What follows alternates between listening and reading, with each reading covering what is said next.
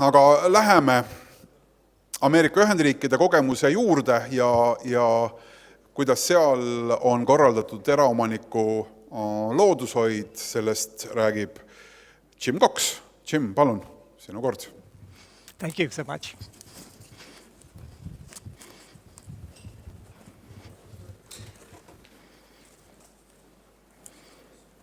Thank you. Gotcha. Tere hommikust. Thanks so much for the invitation to come here and talk about the work that we're doing in the USA. It's wonderful to be engaged with private landowners. 90% of the work that I do is on private lands in Florida and Georgia. And I realize that the interest in an organism that you haven't never seen in your life is not necessarily as interesting as the timber that you're growing and other values that you derive from your property. And I recognize these are very important considerations. My presentation today includes details on the specific laws and animals that I work with here in Florida. But they're also tightly linked to the improved relationships that I have with the landowners that I work with. The Safe Harbor program I'll be talking about today attempts to address some of these conflicts between what owners of the properties want and what we try to do to protect rare species in the USA. It's a very recent development that we've had in the country, but it's really been very helpful on the properties where I work in South Georgia and North Florida. It began as soon after the Endangered Species Act was passed in 1973. For those of you who don't know, the Endangered Species Act in the United States has very direct language about what you can and cannot do with species that are listed. Basically, it's trying to preserve species by preventing harm to the species, and they define this as take that may occur for the animal. Take includes harass, harm, pursue, hunt, shoot, wound, kill, or collect, and also includes a significant habitat modification or degradation. So it doesn't need to directly affect the organism, but it could affect the habitat that the organism depends on. The Environmental Species Act also, Endangered Species Act also protects the ecosystems upon which these organisms depend. You'd think that there might be a lot of implications for this very broad language. For example, I pursue birds all the time with binoculars, but I'm not being charged with the Endangered Species Act because of my pursuit of birds. Looking at these sweeping ideas that the Endangered Species Act implies, it's very remarkable that there are few criminal cases that ever are charged. It's less than a couple of cases each year throughout the United States. One reason criminal enforcement of the act is very hard is because a lot of states in the USA have developed these laws which prevent take of property by the federal government unless the property owner is compensated for by the federal government. So if the federal law requires that the property owner lose certain rights on their properties, then you're required to pay the property owner for the cost of the property, and that could be several $1 million potentially for a large property ownership. Okay, thank you. Thank you so much. So for this reason, the Endangered Species Act is applied very sparingly throughout the United States. Again, with only a few handful of cases coming in each year, and there's hardly anyone that ever sent to jail because of violation of the Endangered Species Act in the USA.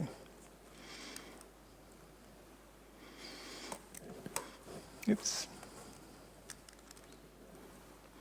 The Safe Harbor Act was developed to help provide guarantees to private landowners throughout the country. If you look at the regulations that we have for the Endangered Species Act, you would think it would be very scary to own any property because you could possibly have an endangered species come on the property and you might be liable for it. But the Safe Harbor Act basically provides a provision that protects against the liabilities when specified conditions are met. So if a landowner agrees to do certain conditions on their property and an endangered species moves in, they basically are not obliged to care for that endangered species from that point onward. It's basically trying to take a approach where you're not penalizing the landowner for doing the right thing in terms of promoting habitat for rare species. And it's analogous to the turbulent weather, if you're in a small boat out on the rough seas, all these dangerous provisions from the government coming at you from all different angles. If you find safe harbor, you can make a living and continue to persist within turbulent seas. The species that is at the very center of the Endangered Species Act is a species that I work with on a daily basis here in the southeastern forest where I work. It's called the red-cockaded woodpecker. That's a lot of words, so I'll just refer to it as the woodpecker from this point on. But it's a special species of woodpecker that occurs just in the southeastern part of the country. The area shown in green there in the southeastern part of the USA is the former range of the longleaf pine forest, Pinus palustris. This is a forest that dominated the southeastern states for many, many thousands of years. In this particular case, this is one of the very first species that was put on the Endangered Species Act, and also is the one for which the Safe Harbor program was developed. It's called longleaf pine. It's called longleaf because they're 40-centimeter needles that are at the tips of these branches here. It's a very long leaf, and you can see from the young longleaf there behind the picture, it's a very long-needled tree. So this is what the original forest used to look like. This is heaven for a red-cockaded woodpecker. I also like to work in this forest. I get to work on some of the only old-growth forests of longleaf pine left anywhere else in the world.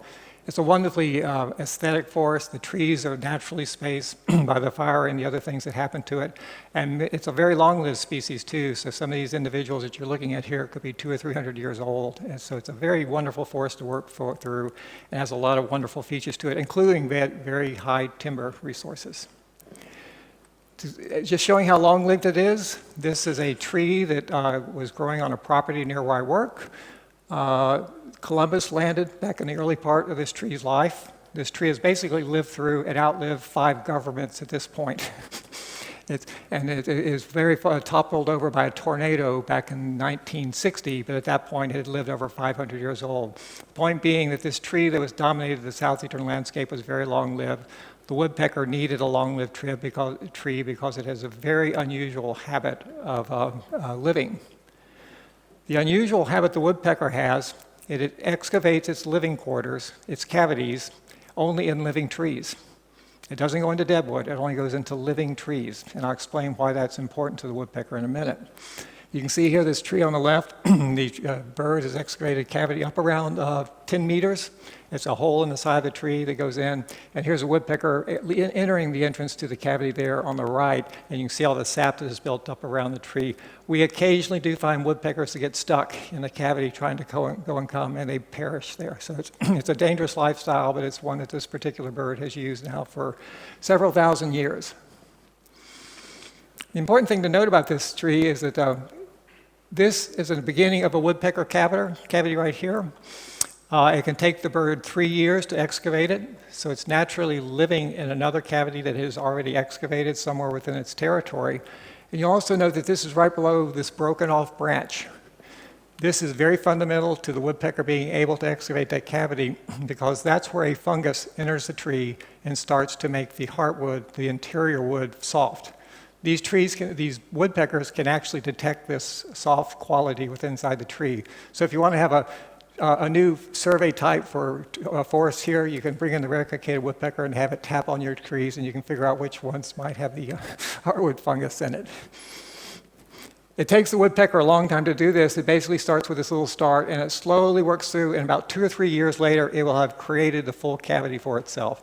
Meanwhile, it's living in another cavity nearby, but each night, that it goes to each night. But during this long, tortuous period, it really seems like a silly way to make a living, but this is the way the woodpecker persisted and made a living here for many thousands of years. The other good thing about excavating your cavity in a living pine tree is the sap flow that you can see around the tree. Each morning, when the woodpecker comes up, it basically keeps wounding the tree to keep that sap flow flowing down the bowl of the tree. It'll spend like 15 to 20 minutes re-wounding the tree each morning so that that sap flows. And what this sap does, it deters several species of snakes that we have in the southeast that are very adept at climbing up these trees, going into the trees, taking the adults, taking the young nestlings, and so this sap barrier prevents these snakes from getting up there into the cavity that the birds are using.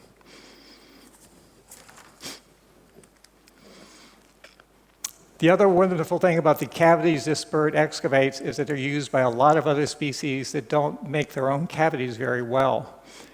Shown in this picture on the right are two species of birds that are almost wholly dependent on the cavities that are prepared by red-cockaded woodpeckers.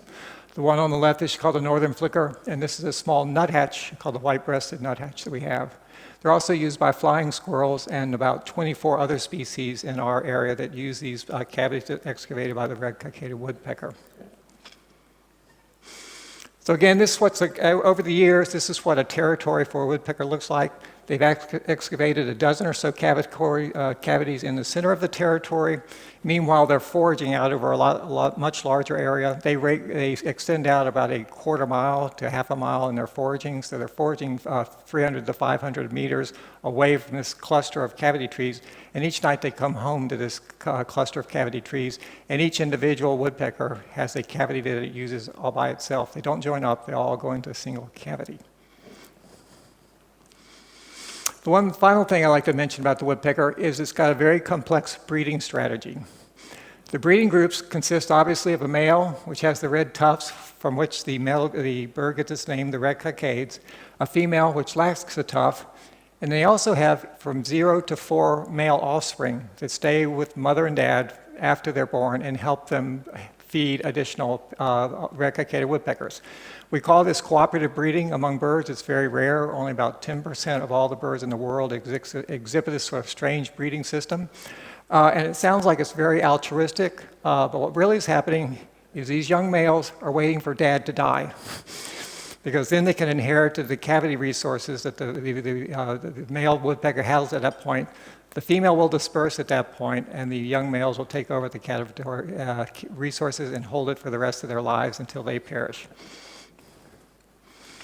So again, as a summary, what the woodpecker needs, it needs old mature pines, about 70 years old, basically about a 50-centimeter tree in our area. That's one of the things it needs to have these cavity resources available to it.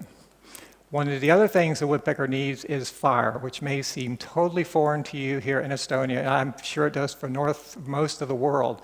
But fire was a very regular feature in these pinelands in the southeast, and it's absolutely essential to sustaining them. The fires that we had in the southeast were very low intensity. They were grassland fires. They maybe scorched the lower limbs on the trees, and actually with longleaf, it's thought that when these fires came off, they pruned the lower limbs and forced that apical part of the tree to grow and makes these nice straight boles that we have. It's all links back to the use of fire. These fires have a very low intensity, just basically peaking for around 400 degrees Celsius for a brief minute or so. The heat doesn't go below ground, but it basically clips off all the vegetation above ground and perpetuates this system. You don't have to trust me. We have trees, stumps that we found out in the forest, some of them 400 years old plus. We can actually take a cross cut from those trees and look for fire scars, such as you see here, that occurred on the tree. We've done this for over 100 different trees in Florida, and the result's the same. From 1580 to 1885, the average fire return intervals was every 2 to 3 years. This was before there was a large human population in the area. Variability was low, with 90% of all the fires coming at least at every 5-year return intervals. If you remove this fire, you've totally changed the system pretty quickly, as shown here. Well, this just shows the resilience of longleaf pine to fire. This picture was taken 3 weeks after fire came through here, and you can see all the young seedlings resprouting. Basically, if a longleaf pine seedling makes it about a year, it's going to be fairly resistant for fire, unless it's a very high intensity fire for the rest of its life at that point. In terms of the woodpecker, this is why fire is important. This shows a plot back in 1966 where on Tall Timbers Research Station, where we stopped burning in 1966. What happened? 15 years later, this was a big thicket of hardwoods, and even further later, it was totally taken over by these hardwoods in the mid-story. This tree is the same tree shown here, and you can see how that mid-story creeps up. And you think about that open condition the woodpecker needs to get to its cavity. Having that mid-story like that prevents it from having the open qualities the woodpecker needs to survive. So here are the very important elements of red-cockaded woodpecker habitat needs. Mature trees, about 70 years old, again about 50 centimeters. frequent prescribed fires every 2 to 3 years, or some places even burn every year, and then a sparse hardwood mint story. Now, moving on to safe harbor and the development of safe harbor based on this bird, it's based on a very argumentative person who lived in North Carolina named Ben Cohn, and a very innovative biologist with the U.S. Fish and Wildlife, the federal government agency that deals with wildlife, whose name was Ralph Costa. Here was the property that Mr. Ben Cohn purchased back in 1930 with his father. It was about 2,000 hectares here in North Carolina. It was called Cohn's Folly because the soils were so bad that they weren't very good for agriculture. And a lot of people thought that he was making a very serious bad investment in the property when he purchased it back in the 1930s. Back then, it was a 2,500 hectare tract. It was mostly short rotation pans on with about 80 hectares of wetlands tucked away in the middle of it. Cohn really loved to hunt quail. Bobwhite quail is a grassland species that needs that open conditions at ground. It needs the grassy cover at ground level for it to persist. And so Ben Cohn started managing this property more for quail than for the timber resources. He started setting fires to the forest regularly to promote quail habitat. He started tree harvesting, extending the rotation out to 70 to 80 years rather than cutting every 20 to 30 years. And he also applied these timber cuts to a small portion of the property, only about 10% to 5% each year. So he's rotating the timber harvest around the property and eventually creating a much more timber forest on the property than he was there when he bought it.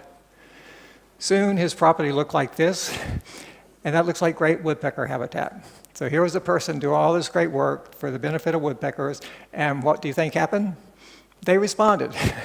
The woodpeckers moved into his property sometime in the early 1970s and began using it. He found this out. He actually reported this to some of the federal people because he was interested in birds. He was very interested in seeing how this woodpecker might take on his property. He posed no problem to Cohn at that point because the Endangered Species Act hadn't been introduced. So we did not have endangered species at the time, and we did not have all these laws and regulations centered around endangered species at the time either. So it posed no problem. Cohn and his woodpeckers coexisted for about the next 10 years without anyone worrying about one another. And so again, the woodpeckers started to colonize the site, and then they also began to expand on the property. He changed his plans in 1979. He wanted to harvest in the areas where the woodpeckers were. Being the very careful steward of the property that he was, he hired a woodpecker biologist to come in and tell him how many woodpeckers he had on the property. The biologist was Ralph Costa, whom I mentioned, I'll give a picture of in a second. But he came in and he found that he had 12 territories on the property and approximately 30 individuals occupying the property at this time. Again, he started at 0, and here he was suddenly at 12 different territories of woodpeckers on the property. Based on the recovery plan that had been developed for the woodpecker soon after the Endangered Species Act was produced, suddenly, based on the new management plans that they had for with the forest, suddenly he was responsible for 440 hectares were suddenly off limit because they were being used by the woodpecker on the property. So again, this is a person who had not done anything other than promote the woodpeckers, and now he was suddenly having to halt some of his timber harvesting because of the woodpeckers being present there. Well, this had immediate and long-term consequences for Mr. Cohn. First of all, he was not one to sit down and take something like this without making a fight about it. So he asked, well, if I can't harvest timber, if I can't get the income off the property, I want my property taxes reduced. The government said no. We're going to charge you at the same rate as if you could harvest timber and derive income off the property using that. He also sought a compensation from the federal government for $1.4 million because they were basically taking his property now because of the endangered woodpecker that was on the property. The government again said no. He didn't take that standing down either. He basically sent registered letters to all the surrounding property owners warning them that he had endangered species on his property and that they should, now that they've been notified he was not liable, he could not be sued by them for introducing this endangered species into the region. This had a very unintended consequences. All of his neighbors began cutting their timber very quickly. Cohen also feared the potential impacts for his children. The inheritance tax rate at the time was about 55%. And after the exemption his kids would have, he figured that they were going to have to pay $1.2 million without being able to derive income off the property from the timber sales. And here they were stuck, and his kids would have to sell the property or for the family to keep it. So he began cutting his deeper, and here's my favorite quote from him. Basically, "I cannot afford to let these woodpeckers take over the rest of my property. I'm moving to a 40-year rotation instead of 75 to 80, and I'm going to start cutting now and just watch out." So here's the volume that was harvested before the woodpeckers were discovered on the property and all these acts came about. And here's the volume that was taken for the next 10 years on the property. He basically was cutting as quickly as he could to get the property out of woodpecker suitability. And here's the biologist who looked at that and said, "This is bad. This is not what we want. This is not the way we should be doing operations here." His name is Ralph Costa. He worked as the federal woodpecker biologist from 1990 through 2008. He's still alive and can tell these stories about this particular time in his life when he was working out this crazy situation where he was penalizing someone who had done very good work on behalf of the woodpecker.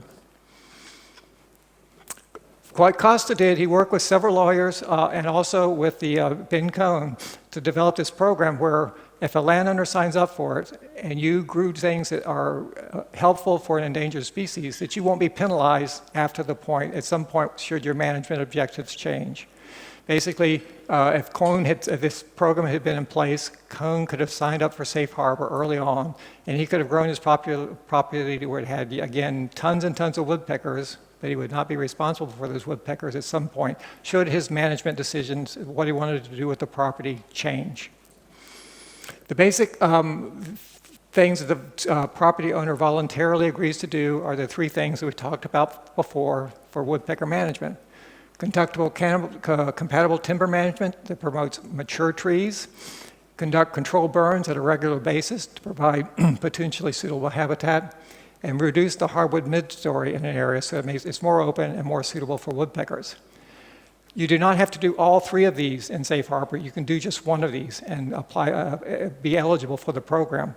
They didn't want it to be exclusive. They want it to be used by as many people as possible. So they made this condition where just any one of these, simply burning without any trees, and you would be eligible for the safe harbor program on your property. They also wanted it to be sort of local and basically something that the states would oversee. So they set it up where each state developed their own sort of specialized approach to the safe harbor program. And this has had unintended consequences where I work. I have areas in Florida where I work and in areas across the state line where I work. The Georgia agreement is 10 pages, very easy to read, very understandable. The Florida agreement is 25 pages, very difficult to read and very hard to sell. I can sell a safe harbor agreement in Georgia much easier than I can in Florida because there's extra language that has been placed in the Florida form of the safe harbor program. Now I'm going to pivot at this point to talk about how this particular program has been helpful in the area where I work. Here's Tall Timbers Research Station here on the Florida side of the line.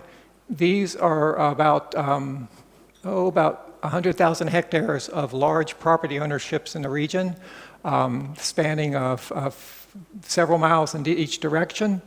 These were originally purchased back in the early 1900s as sports hunting estates by wealthy industrialists from up north. People would like to get out of the cold winters in New York and Cleveland, take the train down south, and spend the winter months hunting quail on some of these estates.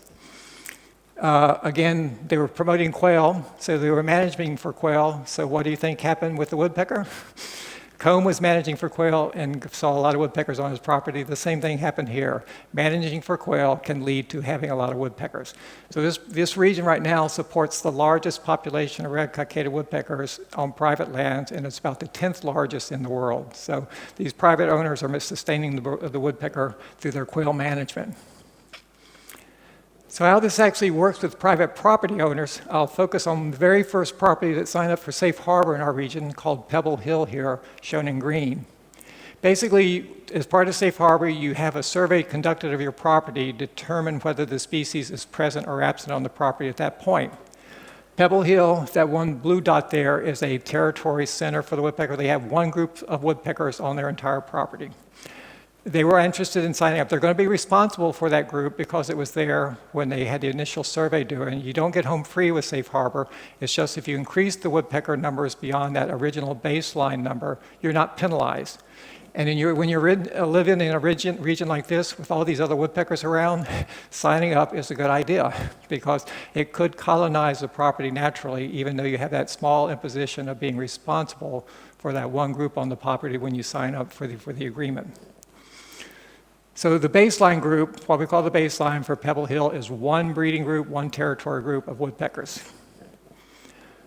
What we can do with this, we know it takes a woodpecker about 3 years to excavate a cavity, but I can do it with a chainsaw and 10 meters of Swedish climbing ladders and climb up, and I can make a cavity for the woodpecker in about 45 minutes. We basically saw a rectangle out of the tree, and we take this box that we stick in. It's got a hole in the front, and it's immediately adopted by the woodpeckers. It doesn't kill the trees.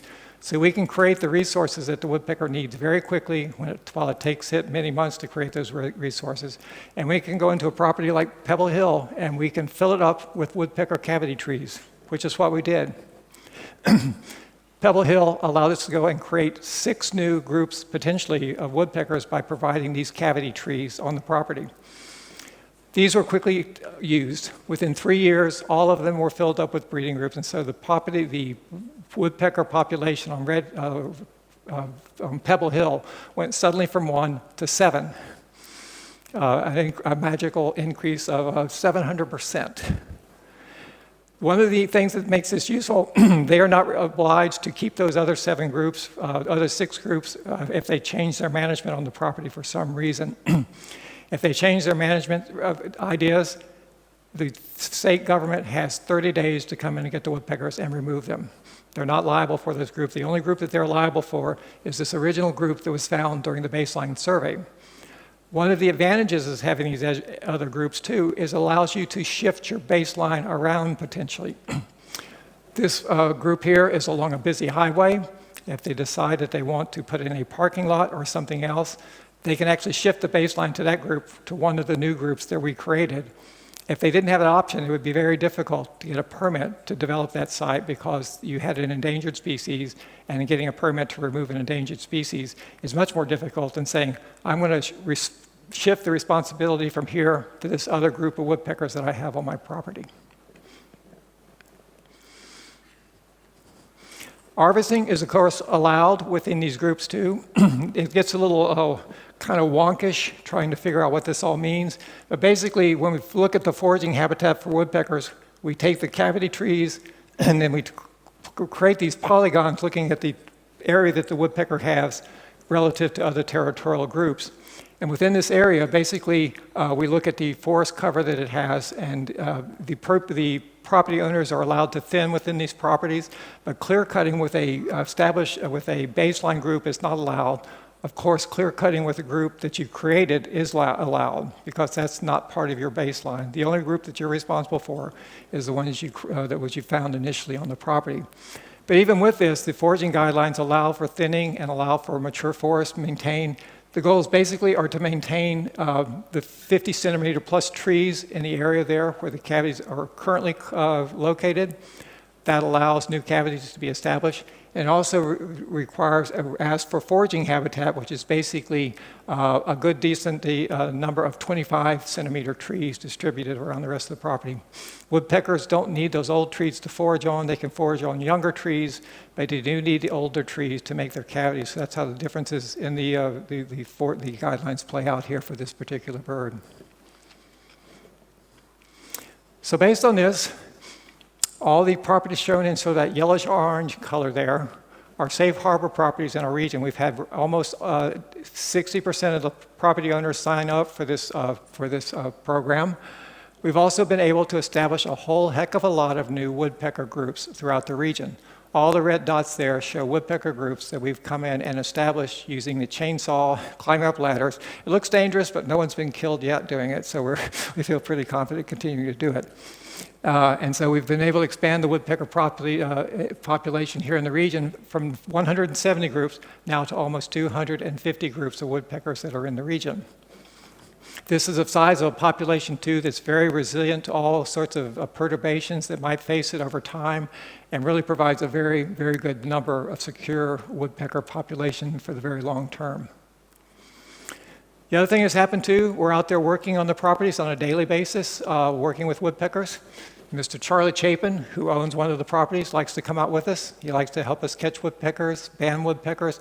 A lot of the landowners are really interested in what we're doing and helping to promote the woodpecker, because as you'll see in a second, the woodpecker has an advantage in certain respects. It provides the region with an advantage in certain respects from certain development projects coming through. It's a lot easier to defend space against a project you don't like, saying we've got a lot of endangered species, don't come here, than it is to say, oh, we just want to continue to manage timber and want to hunt quail. It just doesn't quite carry the same weight as when you have an endangered species. So we probably over half the owners come out with us to ban woodpeckers when we do that, and we ban woodpeckers just to keep track of how they're doing in the site. They like to watch us excavate cavities, and sometimes they'll even invite their guests to come along and participate in some of these activities with us. As I mentioned, this woodpecker can carry a lot of weight and support itself. This was a gas pipeline that was proposed to come through the region several years ago. The landowners in the area did not want it, and they basically lobbied, we've got all these endangered species, we've got all these other uses here, this pipeline should not come through the region. The pipeline was diverted out of the region as a result of this. So they were able to fend off the pipeline. We've been able to fend off a toll road coming through the region, again, because we have all these endangered species. These property owners don't want to have these sort of new amenities, these new features coming across the landscape. They would like to keep it as it is today, with quail hunting, forest management, and burning being the priorities on the properties. The other great reason it serves us well is because burning is not very attractive to all the newcomers we have. People see the fire and they go, what the heck is going on? You're polluting, you're creating all these problems. Burning is increasingly being penalized throughout this region, even though it's a very natural component of the forest management throughout the region. You can say that you're burning for game bird management, quail, forestry management, and fuel reduction, but again, by adding a few endangered species, like red-cockaded woodpeckers and the other species that are involved with this forest system, it raises the ante up a little bit to where the point is that these are very important species that it can help prevent further restrictions on the use of fire in this particular region. Safe harbor has been very popular outside of our region. It's now been extended to many, many more areas. There are 400 landowners throughout the southeast that have signed up for safe harbor on their property. It now covers 0.9 million hectares throughout the southeast. And the properties have increased the global population of this endangered woodpecker by 25%, and it's all on private lands. So that's a big, stunning increase for this woodpecker, and it's all based on the private property owners that are interested in maintaining their existing land uses, but also in tweaking it a little bit perhaps to incorporate the woodpecker into their land management. As a result of this too, there have been a lot of safe harbor agreements that have been developed for other species. There are now a total of 100 different safe harbor agreements for many different species that provide many different benefits to the species and to the people who are interested in them. Excuse me. And this is why I think there's so many out there right now that if Estonia has an interest in looking at safe harbor programs, there's probably one out there that has been developed that can address some of the issues that you have on your private lands here in Estonia and other places. For example, this is a black-footed ferret, a small weasel-type organism. Ranchers, it's very endangered, and the federal government had established this captive breeding population of the ferret, and they wanted to test out reintroducing the ferret into the wild. So they asked these about eight ranches over in Colorado and Kansas If we could release the ferret on your property with the understanding you have a safe harbor agreement that says once we're done and once you're in about 5 to 15 years, we have to take the weasels off your property, the ferrets off your property, and you're not responsible for any increases that happen on your property. A lot of people signed up, and now we have these experiments with black-footed ferrets taking place throughout the range of the organism. Over in California, there are some rare salmon that people were concerned about having on their property, but the government came in and they wanted to test some ideas out about how they could increase juvenile survival for the salmon. To do that, they basically went in and created safe harbor agreements on these properties first so they could come in and test these new techniques out. And if the salmon increased, the landowner would not be responsible for those increases at the end of the experiments once they took place.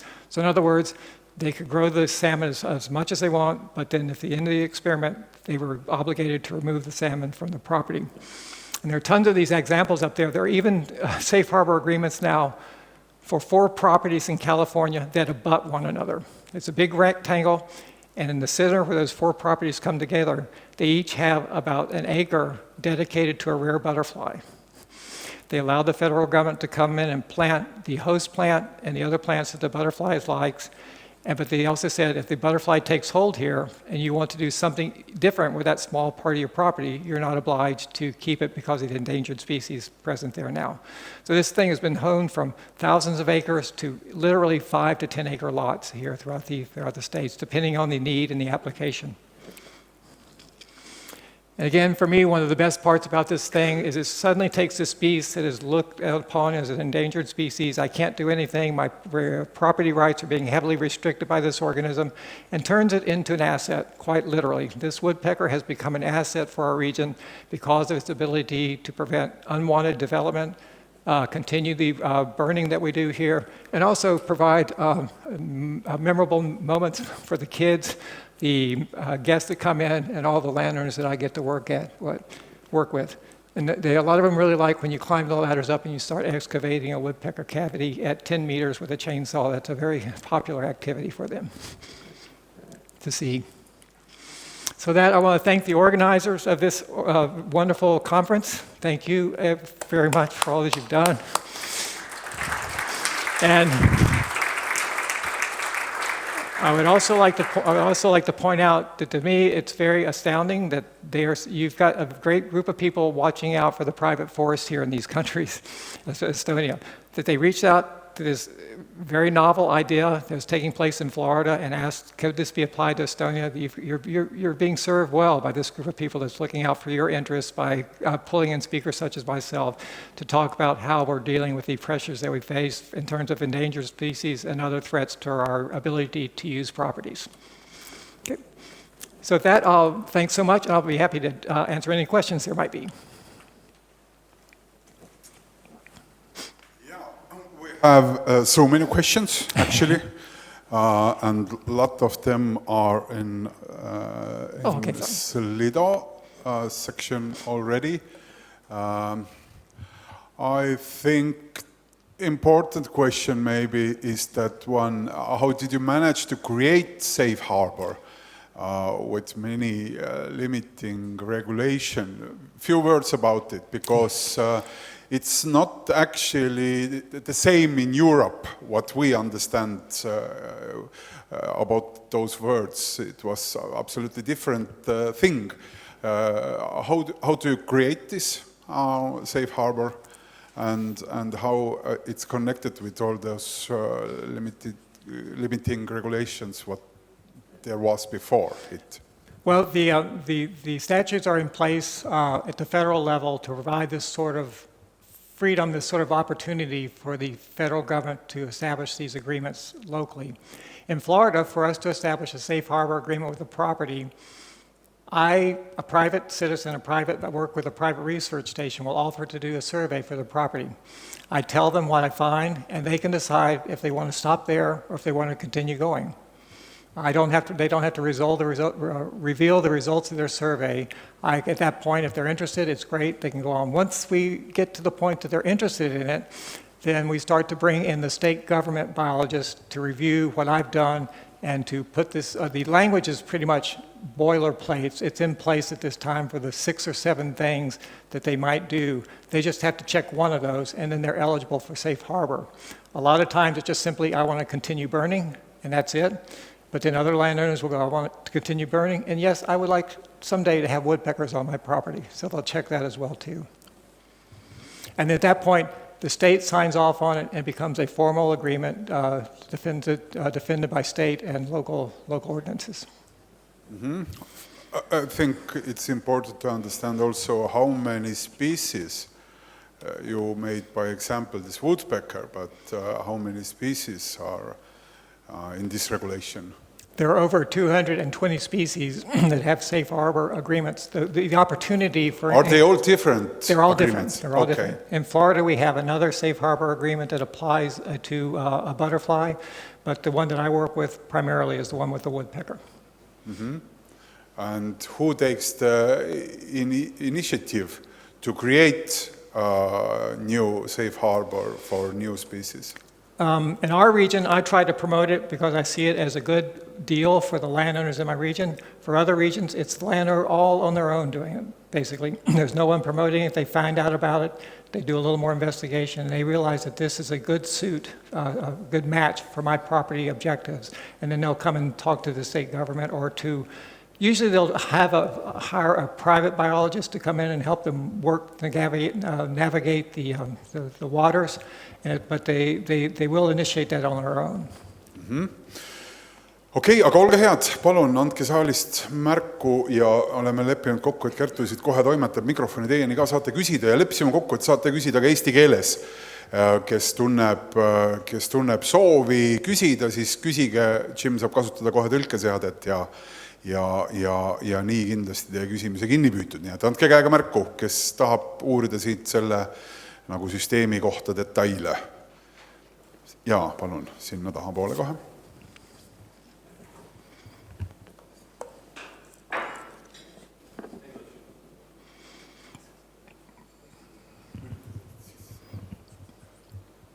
Good morning, Adam Holub of the European Landowners Organization.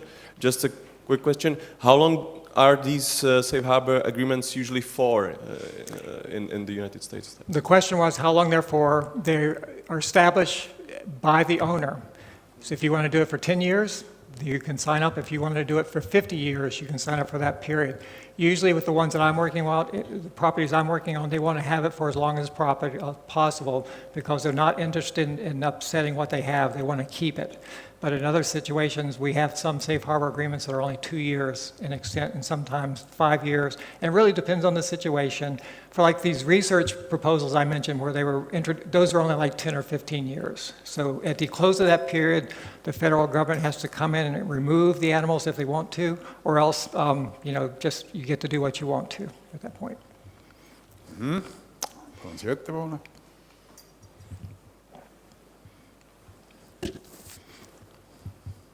Thank you. Your presentation was very inspiring, yes, but you are presenting it like already as a success story. But how this, I'm more interested of beginning, of the start of it. How, as Endangered Species Act is very, very strict. So how first you created, or the other founders of this created trust. How could you start? Because this is, I think, an essential thing. Right. When things are working, it's easier. But in the very beginning, thank you. The way this was worked out, I mentioned the biologist, Ralph Costa. I mentioned the landowner, Ben Cohn. They worked with a lawyer in an organization called the Environmental Defense Fund.